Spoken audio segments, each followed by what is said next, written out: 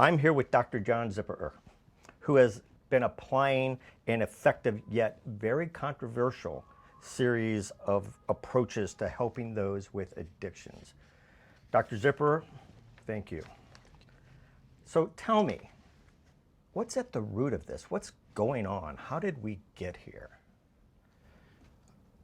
A lot of people would say the root of the problem is the prescribing of pain medication over the last 10 to 15 years for chronic pain, for non-cancer pain.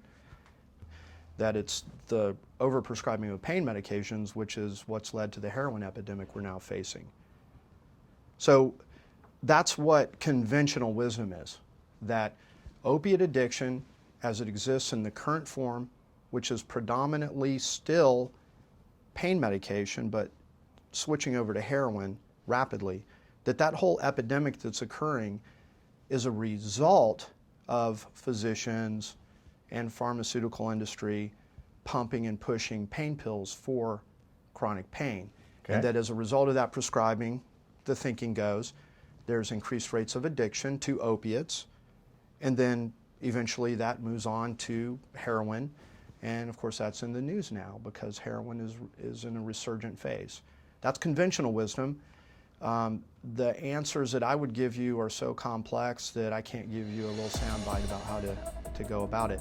I will tell you there are elements of truth as I see it in conventional wisdom, but I'd really like to explore this more in depth. I'm not sure, how we're going to approach it, because if we want an easy answer, you came to the wrong guy.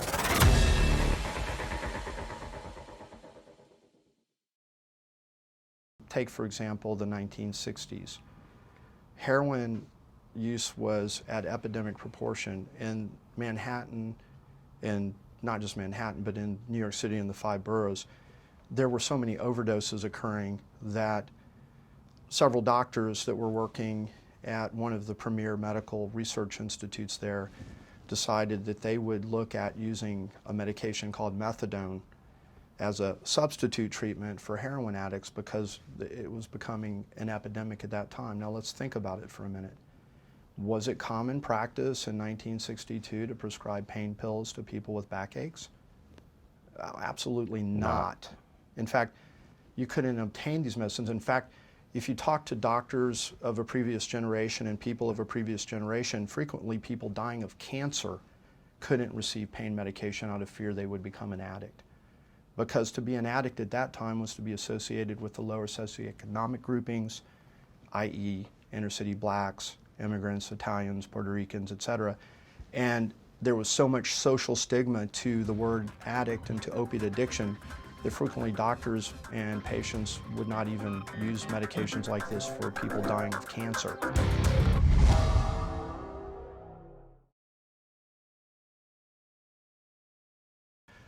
There's very real evidence that addiction and alcoholism and opiate addiction and all these things are real brain disorders.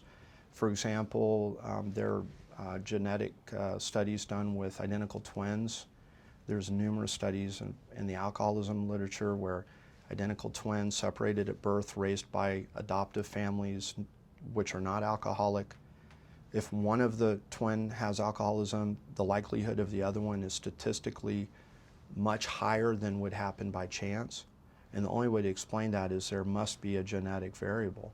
If you are genetically preloaded and you are exposed, there's a chance you're going to become addicted. And once you become addicted, it is no longer about choice. You have no power of will. There's not a moral character problem at that point. You have a brain illness that compels you to continue using opiates no matter how much you want to stop. And once you do, if you stop even briefly, you become so sick that you'll do anything to get more. And that's why we're seeing people that are involved in prostitution, petty crime. Mostly we're seeing a lot of, they become dealers. They sell to their friends. They get their friends hooked. And that's how they support their habit once they get into heroin. In addition, with opiate addicts, just one real point. It's a little technical, but I think it's important. They've done brain imaging of opiate addicts before treatment with methadone and after treatment with methadone, and they've compared it to the same imaging of normal people that are not addicts, not opiate addicts.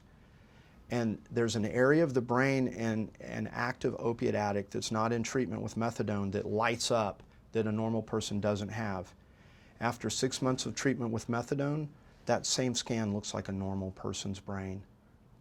So this has led a lot of people to think there's something wrong in an opiate addict's brain that's even more specific to their neural circuitry and how everything's being processed. It's as if they need opiates.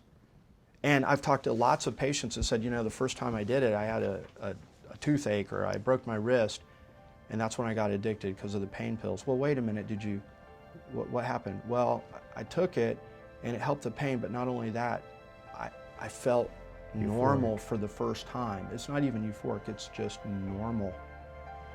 And so there's a sense in which a lot of scientists and people in the field believe that there's a dysregulated pathway in their brain that opiates fix.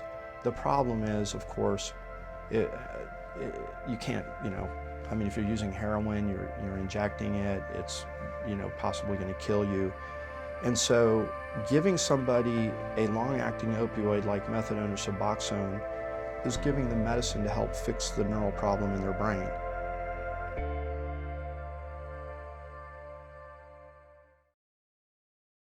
So when it comes to opiate addiction, they simply can't stop, right?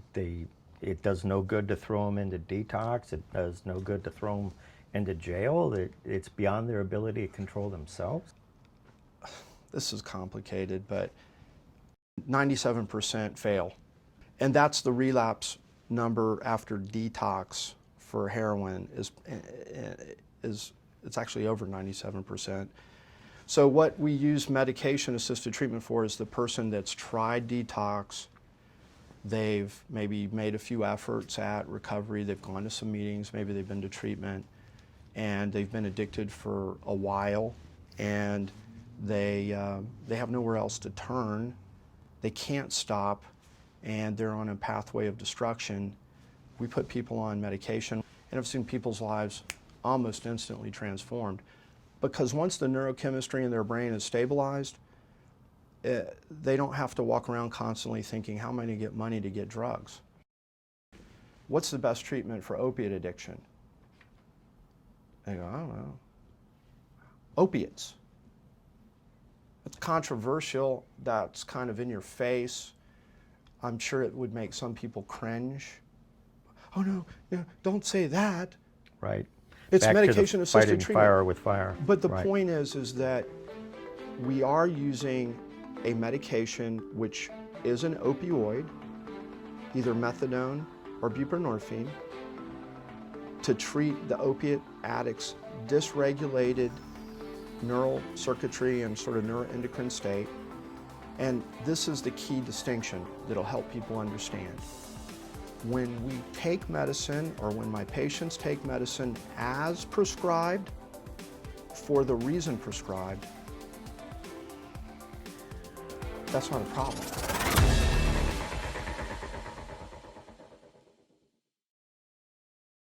I opened a methadone clinic. It was the first private methadone clinic that had been contemplated in Alaska for a long time. And at first, people were dismayed. You know, what is this all about? What are we going to be doing? We're going to give opiate addicts opiates? I mean, my God. Yeah, it does sound a lot like throwing gas on the fire.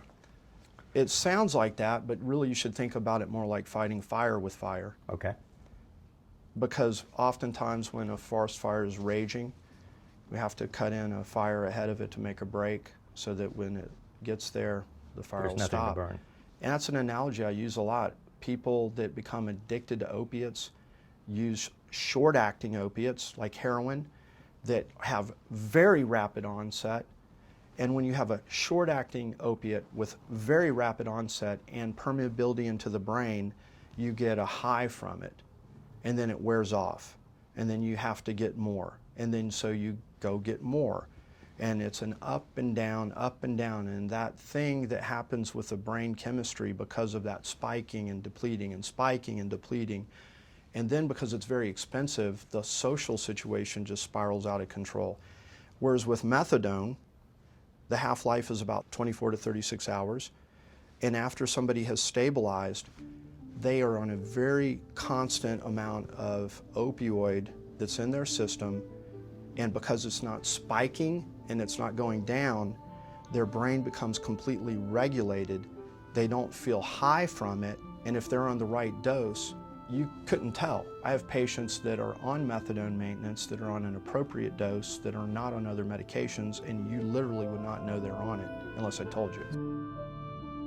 It may be that there are certain people in certain positions of power and with certain entrenched beliefs that will absolutely never change, and they're just going to have to be defeated. All right. They're just going to have to be beaten back. And I mean, it would be nice to think that they could be enlightened and they could understand and you could reach them. But I'm starting to wonder.